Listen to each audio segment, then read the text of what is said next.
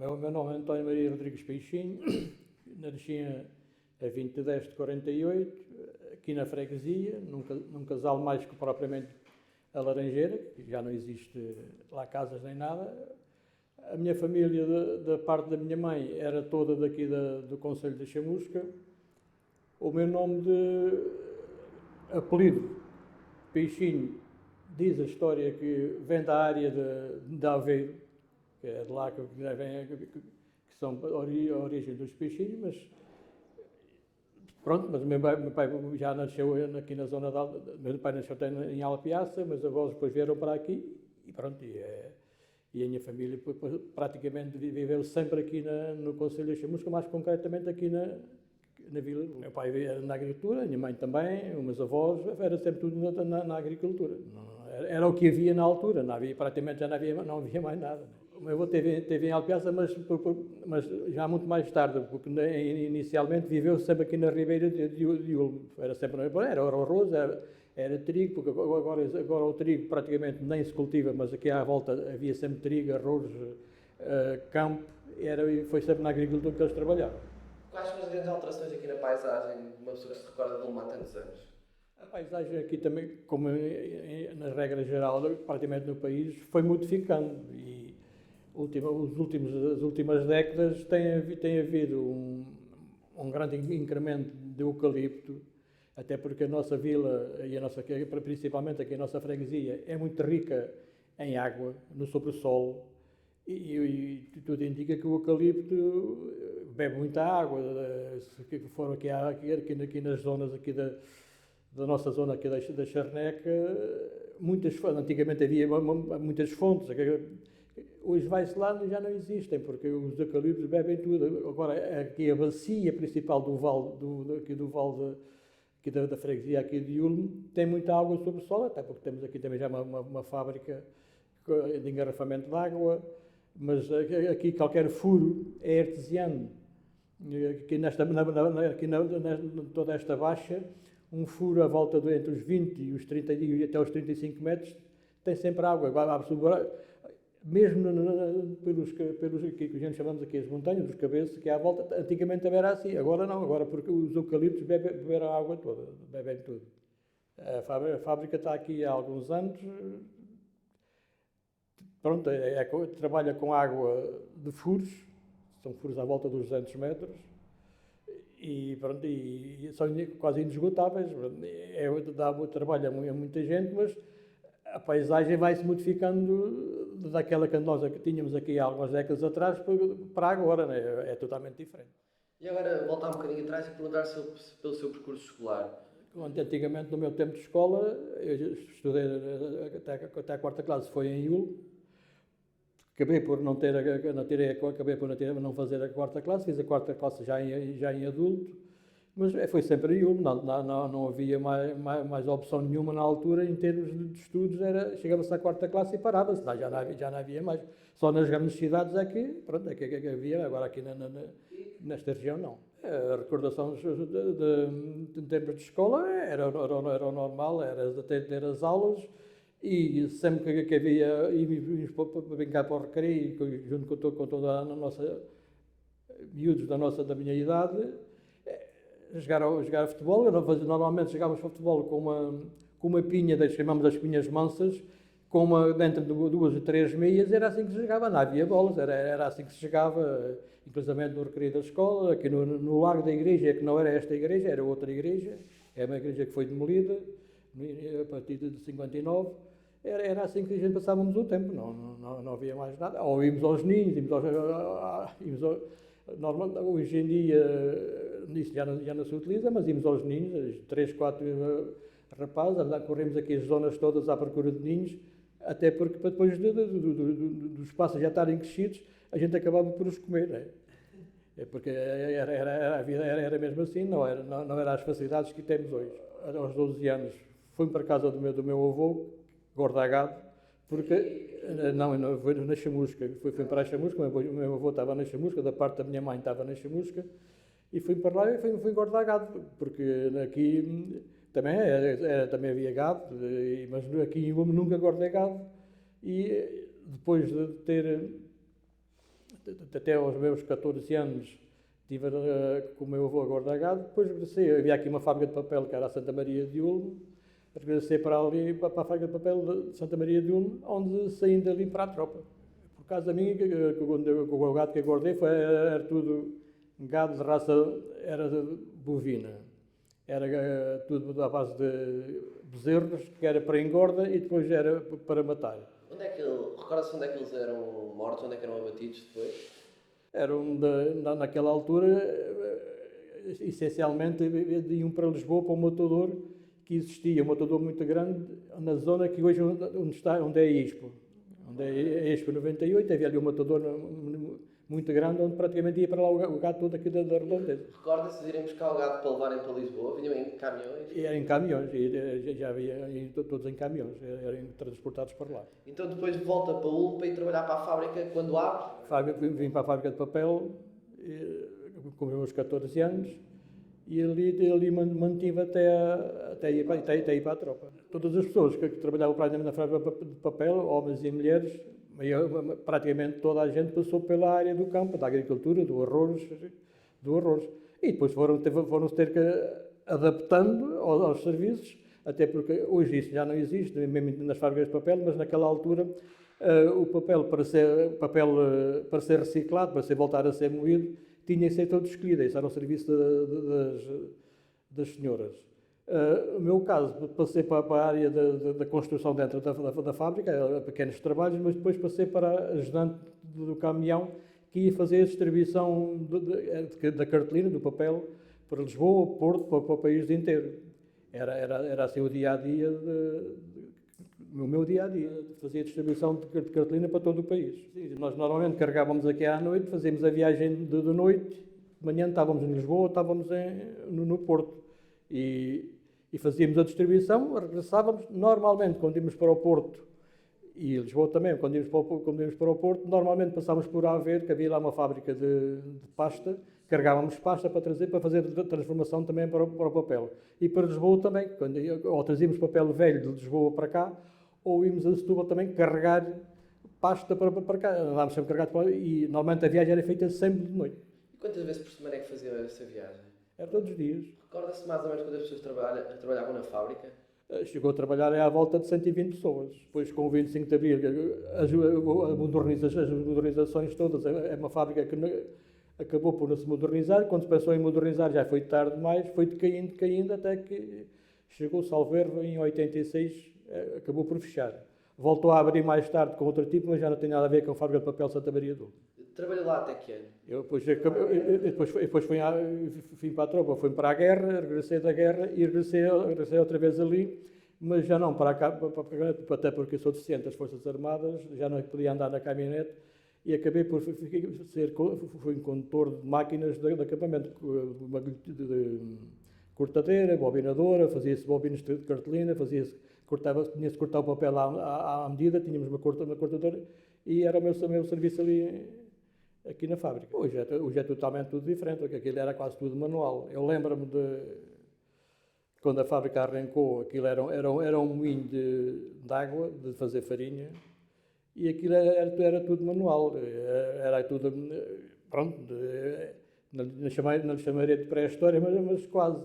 E funciona sempre um pouco assim, nesse sentido. E nunca evoluiu em termos tecnológicos, mesmo naquela altura, e foi caindo, e quando chegou a 86, acabou por fechar.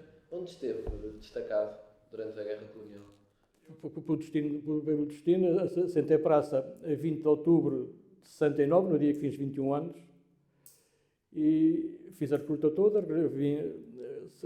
fui em Castelo Branco, vim para Santa Margarida, para o RC4, Regimento de Cavalaria, fizemos a especialidade, formámos companhia e também o destino, a 25 de abril de 1970, embarquei para Moçambique. Pronto, e fomos com destino, na altura era Distrito de Tete, hoje é província de Tete, só o Distrito de Tete é maior que Portugal, só o distrito. Fui parar a um sítio que é Casula, que era a cerca de 100 km de Tete, não tínhamos quartel. Eu, por acaso, tive 8 meses, não havia nada, tive 8 meses a dormir debaixo de 4 bidões daqueles como o gasóleo, de vazios, com umas chapas por cima, tinha a cama lá debaixo. Nunca, enquanto estive no ultramar, nunca tive um lençol na cama, era sempre o colchão, aquela barra verde que existe, ferrada. Dormia-se lá em cima, de manhã dobrava-se a manta, ficava lá ao lado, era assim. Tivemos 8 meses naquela pé de uma cantina, a fazer de quartel, e fomos construindo o próprio quartel. Ao fim de 8 meses voltámos para o quartel. Também tínhamos um destacamento, onde nós normalmente, a 25 km do nosso quartel, que era o Boa.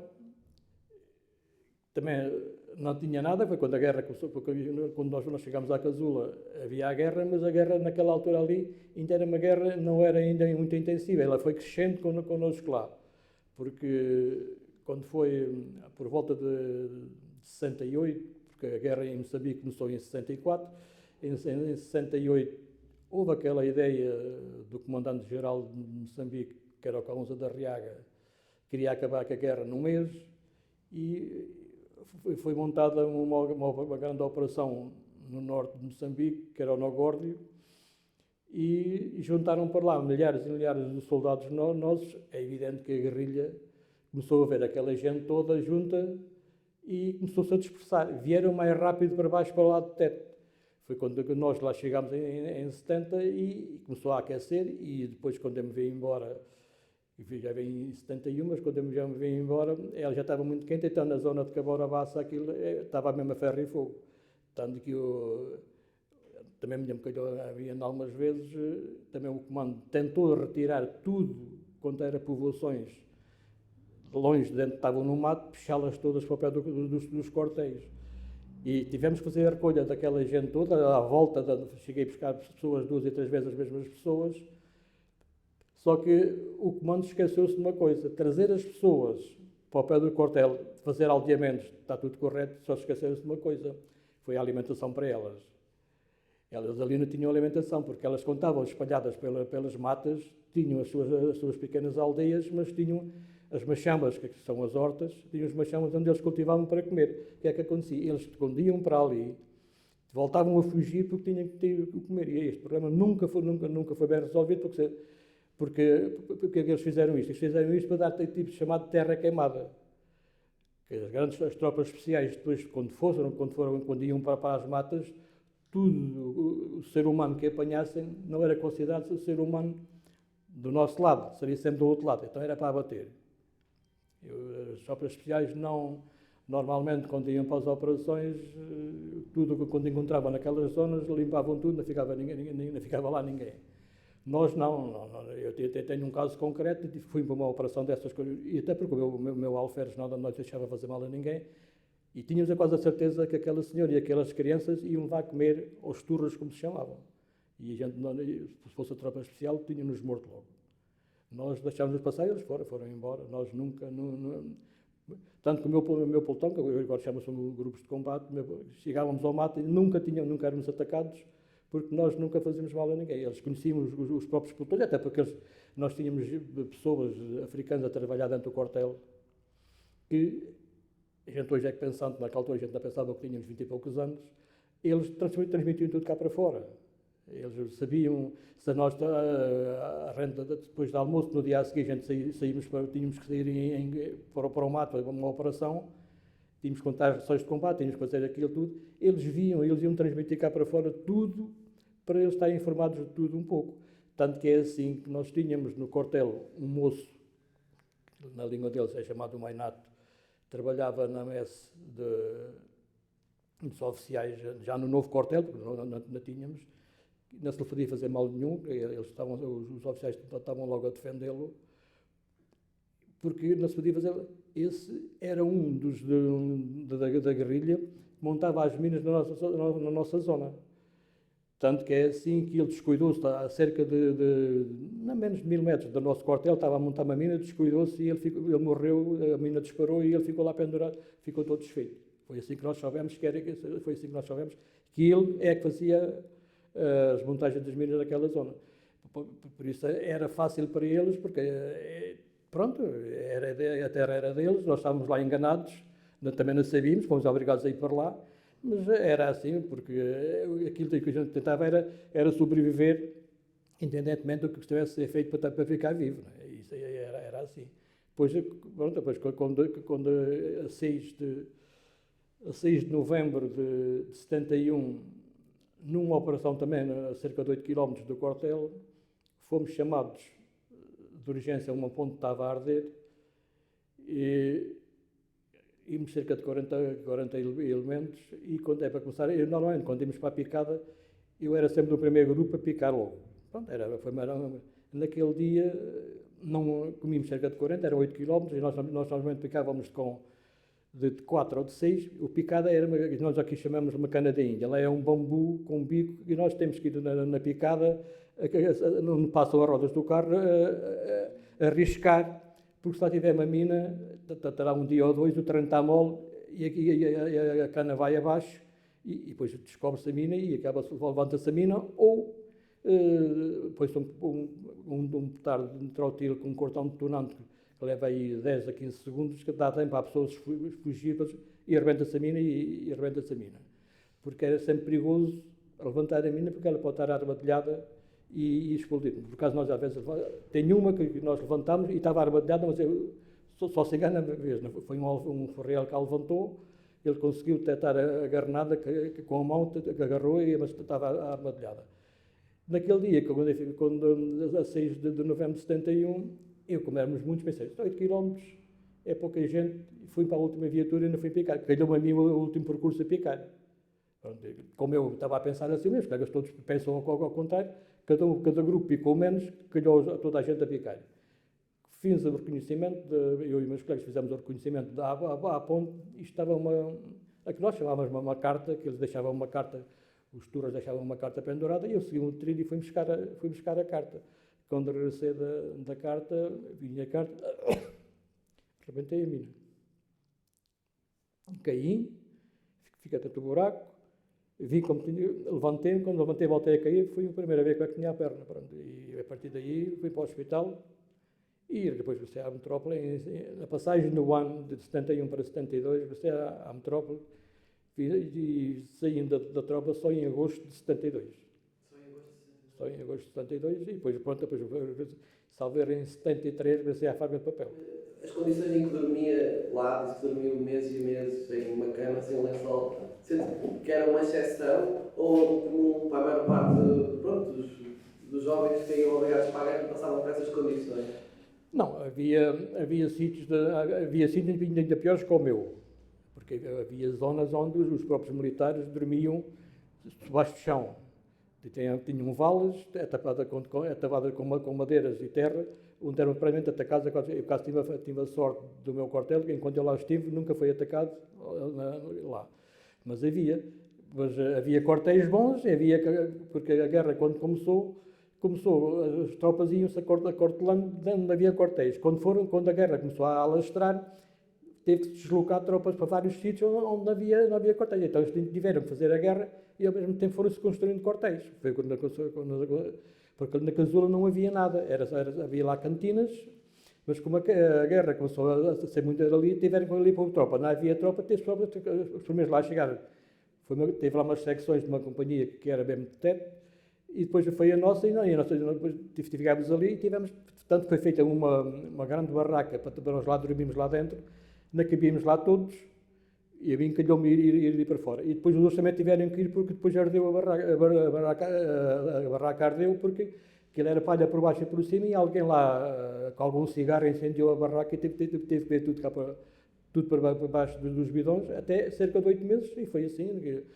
Tínhamos uma vantagem, é que aquilo é um clima tropical, e pronto, normalmente é sempre ameno, mesmo o inverno lá é melhor que quase que o nosso verão aqui, só chove mais, mas era o que nos valia, porque aquilo, a gente está debaixo de quadra, eu e os meus colegas estivemos lá debaixo das chapas, estávamos à noite, porque durante o dia toda a gente tem que trabalhar, ninguém que estava ali parado, ou no mato, ou na picada, porque aquilo era uma picada, é a estrada, passava carros para caminho de Vila Gamita e Francum, tínhamos de estar quase todos os dias, ter viaturas na picada à procura das minas, que é para as colunas, quando vinham de teto, com militares e com civis, estarem sempre em circulação. Aquilo lá nunca se podia estar parado. Tanto que a minha companhia, até à data que andei ter vindo embora, foi na nossa zona, em termos militares e em termos de feridos, e outros que se conseguiram aproveitar da situação. Em Lourenço Marques chegámos a ter mais de 20 pessoas em Lourenço Marques, hoje é Maputo, no hospital. Nós, mesmo assim, na nossa companhia tivemos cerca de 5 militares que morreram, e temos aí a quase uns 10 estropiados, com faltas de pernas, tiros no corpo, temos muitos decentes. Naquela altura, toda a gente conhece as palavras do Salazar, que era Portugal em força para Angola, depois passou a Guiné, depois foi Moçambique. Praticamente a juventude naquela altura, quando ia para a tropa, estava a contar praticamente já de ir para o ultramar. Tirando um ao outro, e havia muita gente que conseguia não ir, ou porque não lhe calhava, ou porque também havia chamadas cunhas, que também não iam, e as pessoas encaravam aquilo como as casas, chamamos uma missão de ir para o ultramar, porque possivelmente, se a gente naquela altura soubesse o que sabe hoje, de certeza que não seria assim, não é? Mas naquela altura era proibido pensar para a própria cabeça. Se alguém dizia que era assim, tinha que ser assim e acabou. Não, tínhamos que ir. E mesmo assim, nas 3 províncias, há cerca de 8.000 e tal mortos. É muita gente. É uma guerra totalmente diferente daquela que estamos a assistir hoje ali. Não tem nada a ver com uma coisa a ver uma com a outra, porque nós estamos numa guerra de guerrilha, que é mais complicada em termos de militar do que esta, porque a pessoa vai descansado numa picada ou uma coisa qualquer, e é emboscado, e pronto, se a viatura vai a 20, a 30 ou 50, tem que saltar lá abaixo, não pode lá ficar, ninguém lá fica, nem o condutor, salta tudo. Também, se eles não atirarem, quando fazem a emboscada, não matarem, ao primeiro tiro já não está ninguém lá em cima. Tanto que eles se aperceberam disso, que, tanto nas minas como nas emboscadas, eles começaram por fazer, onde era a mesma emboscada, como sabiam que havia pouca probabilidade deles atingirem alguém, foi pôr minas antipessoais na zona onde as pessoas iam cair. Isso era uma carnificina pegada, porque eu tenho um colega que caiu numa dessas minas, também está sem uma perna. Ele caiu, esperou que os colegas todos deles passassem para ele passar, para ele a pensar que não pisava a mina, e ele é o último a passar e ele fica sem a perna à mesma. É um moço que era da Madeira, pronto, também está sem uma perna mais ou menos como eu. Mas era assim, e depois ainda tem outra coisa, ainda há hoje elementos do tempo da guerra a tratar dos processos que ainda não conseguiram tratar dos processos para serem deficientes. Eu faço parte da Associação de Defesa das Forças Armadas, tem sido um problema enorme, porque por exemplo, eu caio numa mina, uma emboscada, como foi ferido, mas um colega qualquer é ferido, tem que ir para o hospital e é considerado deficiente das Forças Armadas. Se eu estiver no quartel, vou em socorro dele, e vai em socorro, acaba por se estampar a viatura, pode acontecer, esse indivíduo não é considerado em combate, é considerado em serviço. Mesmo que ficasse sem uma perna, como o outro ficou de um tiro, aquele fica da viatura, ele não é considerado deficiente das Forças Armadas e é em serviço. É totalmente diferente. Pronto, são leis que estão desde o 25 de julho está-se a tentar voltar a lei ao contrário, não se consegue. Os governos dizem todos que todos temos razão, mas ninguém anda para a frente. Tem sido muito complicado. E depois, então, volta em 71, 2. 72. E vai trabalhar para a fábrica de papel. Em 73 vou para a fábrica de papel e estive lá até ela fechar até 86. Que recordações tem do 25 de Abril aqui em Mundo? O 25 de Abril daqui foi uma coisa normal, porque as pessoas estavam a discutir e nem se apercebiam que aquilo era. Só mais tarde é que começaram com os desenvolvimentos é que se percebeu o que era e pronto, andou normal. A partir do 25 de Abril, eu, como toda a gente, fiz parte de uma comissão que existiu logo a seguir ao 25 de Abril, que se chamava a Comissão de Moradores, que normalmente olhava por tudo aqui, todos os desenvolvimentos aqui da terra, foi andando, e fiz parte das comissões de recenseamento para o eleitoral, concorrem à Junta de Freguesia, tenho cerca de 40 anos de Junta de Freguesia, destes 40 anos, 27 tive aqui como Presidente da Junta de Freguesia, terminei agora o último mandato, que já não era Presidente, estive na Assembleia, terminei agora em 2021 e estou reformado. Estou reformado da política, reformado da vida, acho que penso que deu algum contributo à freguesia nos melhoramentos. Posso lhe dizer, por exemplo, em 83, quando entrei para a Junta de Freguesia como Presidente, o primeiro orçamento da Junta de Freguesia, porque antes até chegar ali praticamente não havia orçamentos nenhums, fizemos um orçamento de 750 contos, hoje seriam 3.500 euros, ou coisa assim parecida. Hoje é capaz de ter um orçamento de 200 mil euros ou mais.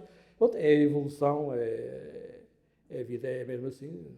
As comissões de recenseamento foram formadas, pronto, foram formadas através do nível da Câmara, que era para recensear, para ter os cadernos eleitorais.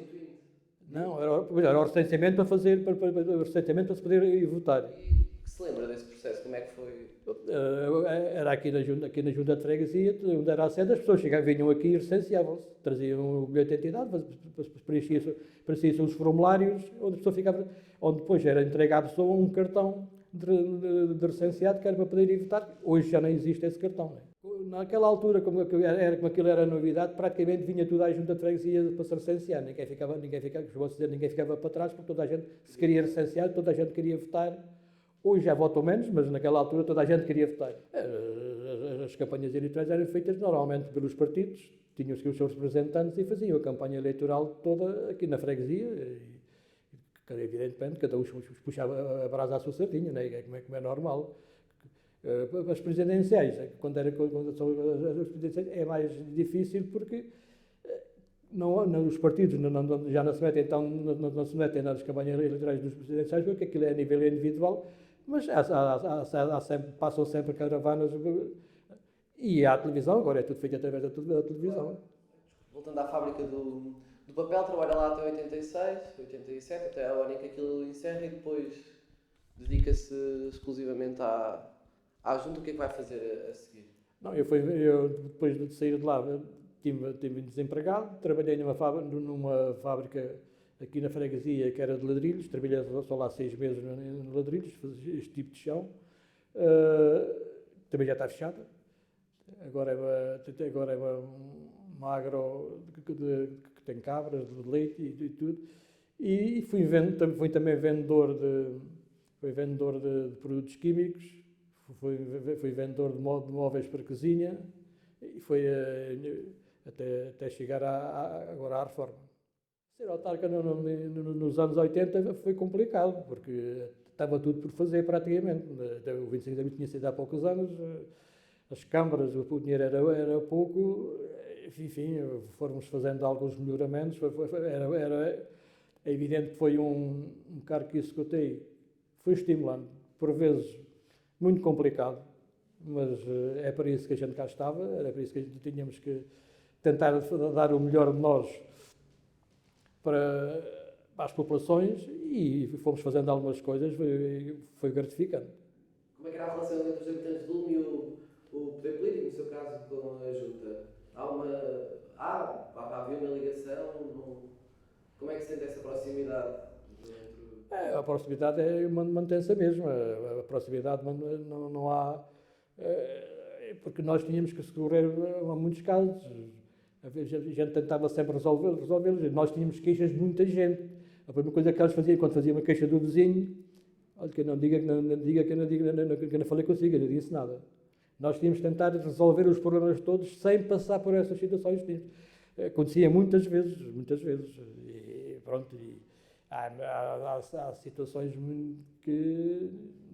por exemplo, eu tenho uma situação que de um indivíduo que eu pensava que também não vou dizer quem é, mas eu pensava que estavam abertos porque nós queríamos fazer um pequeno muro para ficar uma área mais larga aqui na freguesia, mas que os filhos que fossem mais acessíveis que os pais. Eu cheguei a alguns casos que era totalmente diferente. As pessoas estão agarradas à terra, não dão um palmo de terra para benefício público, é complicado. Hoje talvez já seja diferente, mas naquela altura era complicado. Porque as pessoas vinham de um regime opressivo e não é fácil passar-se de 8 para 80.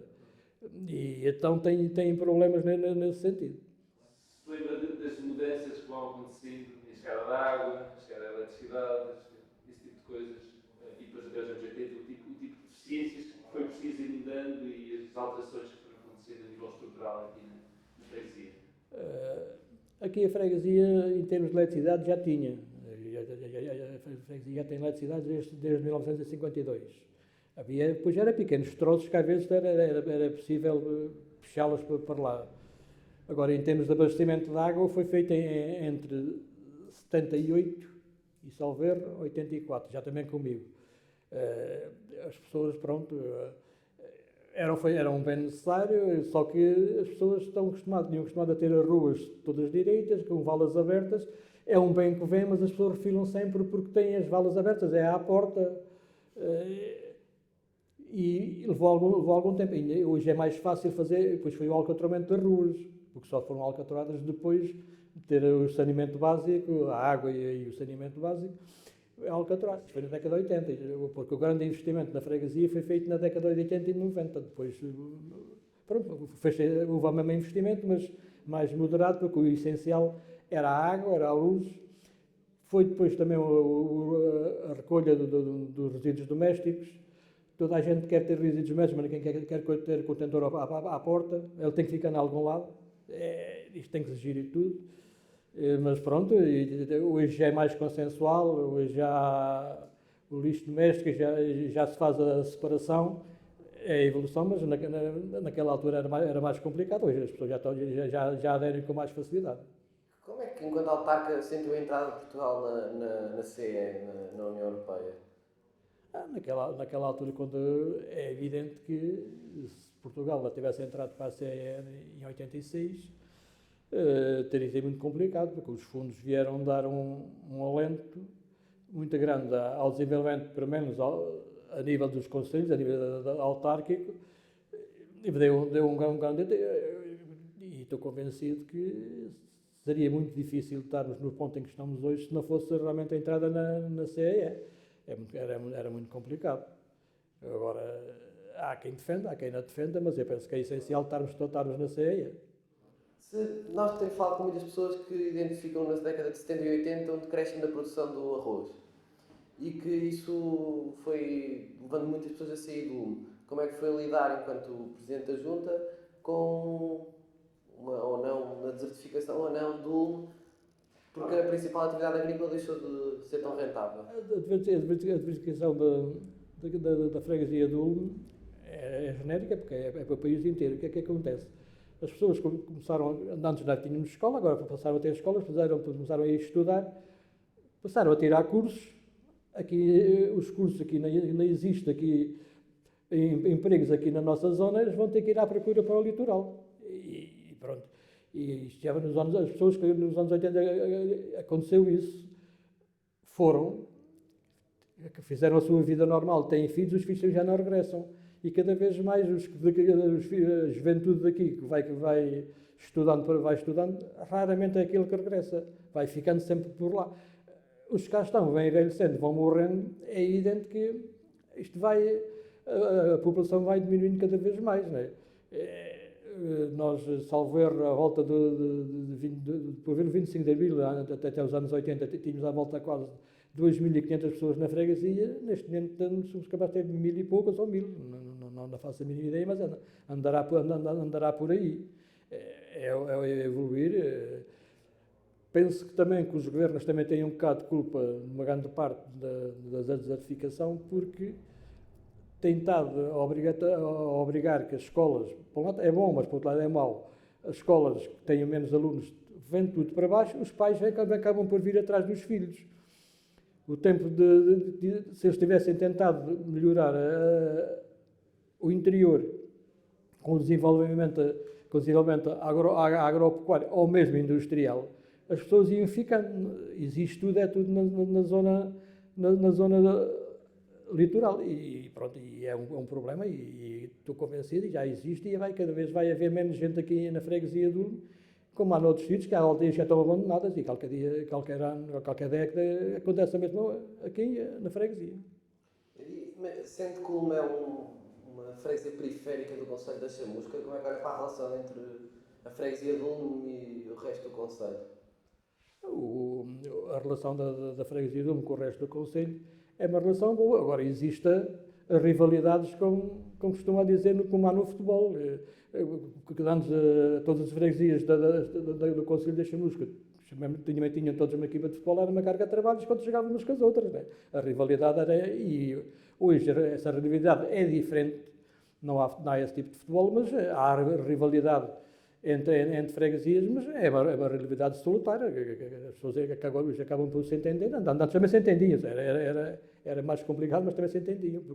Até porque hoje praticamente já há futebol. Sem ser o futebol, se há outros pontos, sei lá, os reinos folclóricos, os touradas, em que essa rivalidade entre aqui as freguesias também se sente? No rancho folclórico, por acaso, o Ulmo nunca teve, o Semedeiro, que é uma terra aqui, faz parte aqui da freguesia do Ulmo, teve rancho folclórico. A nível do concelho, houve muitos ranchos folclóricos. O Ulmo nunca teve ranchos folclóricos. Teve marchas, não sei porquê,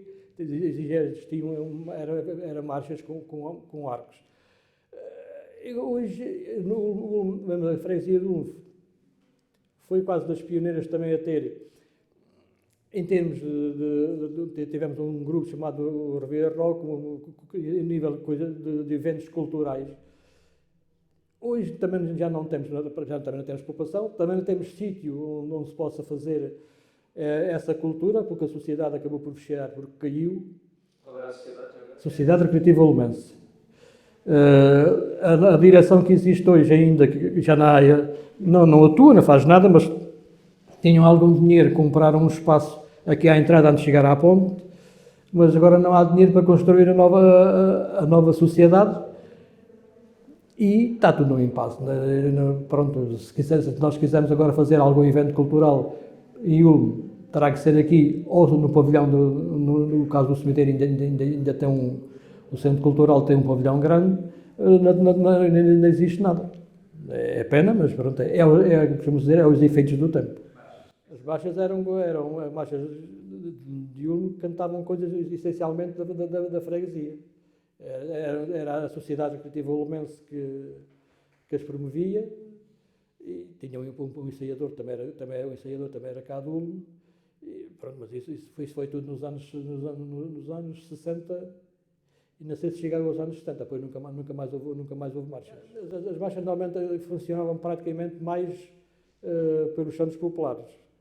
Era mais nessa altura que elas funcionavam, e funcionaram também na altura da construção desta igreja, que foi entre 59 e 61.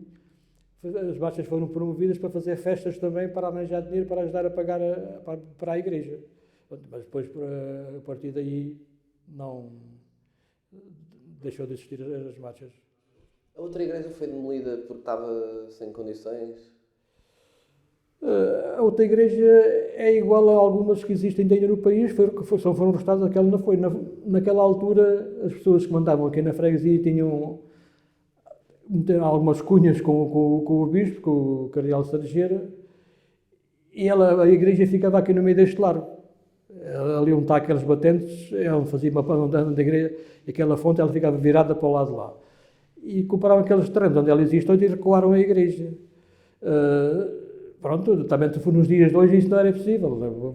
Aquilo era um monumento nacional, mas naquela altura bastava alguém pedir ou ter influência para as coisas acontecerem assim, e foi destruído. O cardeal veio cá à inauguração desta igreja. Veio em 61, salvo erro, foi a 1 de novembro de 61. Foi a inauguração desta igreja. Algum santo padroeiro, cada freguesia? Santo padroeiro, a padroeira é Nossa Senhora de Fátima não, é a Nossa Senhora da Conceição. Agora, Santo Padroeiro de Dulme não desconheço. Porque, a nível aqui do Conselho, praticamente as festas todas têm um padroeiro em Ulmo, são todas do tipo de rei, chamada de Arraial, sem padroeiro, sem precisão, sem nada. Já houve agora, já que há alguns anos atrás, é que houve uma festa e houve uma precisão, mas genericamente as festas em Ulmo que se faziam da tradição não tinha tradição religiosa. Existe grande religiosidade, só que nesta parte das festas não estavam ligadas diretamente. Havia uma pequena festa que era feita num casal, que os senhores quando vêm da Chamusca, que é um casal que encontra-se ali meio, uma pequena igreja redonda, que foi uma mesquita, era a Senhora da Conceição, que no verão havia uma romaria lá a essa igreja, mas que agora, os últimos anos também, já há umas décadas, já não se faz. Mas antigamente fazia-se, havia a romaria à Senhora da Conceição. Mas em termos de religiosidade com as festas populares, genericamente não havia ligação. E como é que olha para o Ulmo hoje, como uma pessoa que conhece tão bem e trabalhou tão de perto aqui a vida toda, o que é que acha que falta fazer? O caso concreto aqui do Ulmo, em termos de melhoramentos, basicamente é conservar os que estão, porque hoje em dia a gente pode sonhar com fazer uma infraestrutura grande, mas que já não tem grande impacto, porque as pessoas que aqui vivem já é tudo pessoas de alguma idade. Temos um centro-dia, não se pode construir lares também em todo lado. Eles fazem falta, mas tem que ser também tem que ser bem geridos, porque estou convencido que mais ano menos ano vai haver problemas mesmo para gerir o centro-dia que nós temos aí hoje, porque as pessoas não aderem, não vão lá, precisam dele, mas quando é para fazer uma direção, que só pode ser gerido com uma direção, se houver uma direção que não tem que fechar. Agora, em termos nós temos um recinto de festas onde podem fazer muitas coisas. Há muita gente que gosta de que estava a ter uma piscina em Ulmo, mas isso é impossível. É muito bonito, é filosofia, mas não. Se conseguirem ir melhorando algumas coisas, alguns arruamentos, a limpeza, é o essencial. Porque não estou a ver que nos próximos anos, faz-nos falta, acho que era esta estrada, mas nós fazemos mais aquela ali que é a estrada que chamamos a estrada do Pereiro, que gostaríamos de ver requalificada. Estamos a falar de alguns milhões de euros, mas precisamos porque também para nós precisamos de ir para o exterior, mas também que também seria um chamariz do exterior para aqui para o interior, mas esperamos que a Junta e a Câmara tentem resolver esse problema. Já se fala há alguns anos que vai ser requalificada, mas era um pedido que eu fazia que seja possível fazer agora neste mandato. O turismo, acha que o turismo tem potencial aqui, nesta região? O turismo aqui, concretamente o turismo, é paisagístico. Temos a água, agora como é que é aproveitá-la como temos muitas, a pesca, temos muitas pequenas barragens aqui à volta. Agora, o nosso turismo será mais paisagístico em termos de passeios aqui pela Charneca, para andar por aqui, porque em termos concretos de cultura, para ver pessoas de fora para cá, isso não existe. Tradicionalmente, havia alguma relação aqui das pessoas com o rio? Sim, há muita gente já está reformada, agora já vão menos, mas também há menos reformados, que vão para o Tejo para a pesca lúdica. Só que eu não sei se esse problema já foi resolvido, mas anteriormente ia muita gente. A partir a Salver, no ano passado foi proibida a pesca lúdica aqui no Tejo, pelo menos a partir da Ponta Chamusca para cima.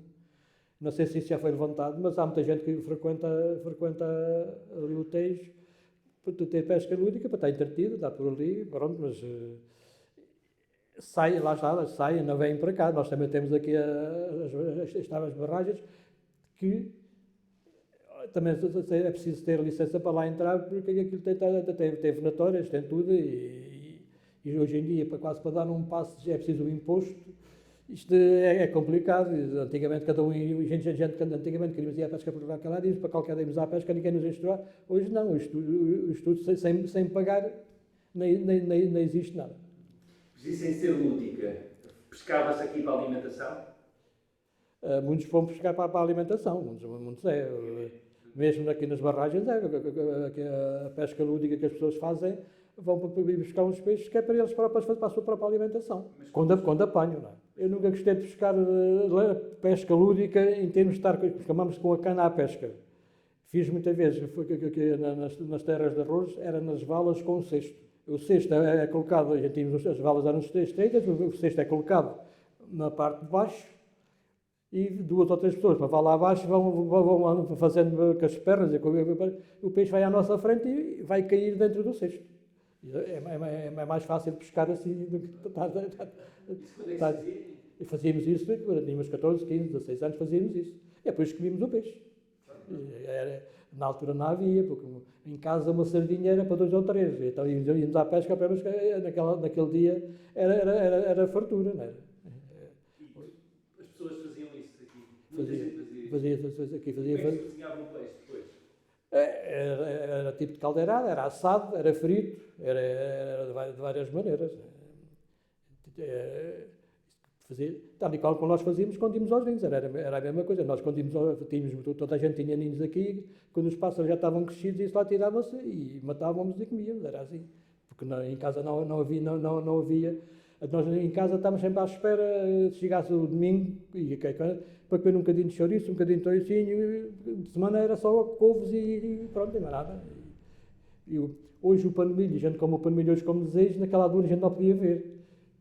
Estávamos à espera que aparecesse um bocadinho de pano de trigo para comer junto com o pano de milho para fazer de conduto. E hoje já é ao contrário, isto é ao contrário, isto é assim. Como é que cozinhavam os passarinhos? Sim? Os passarinhos, como é que cozinhavam?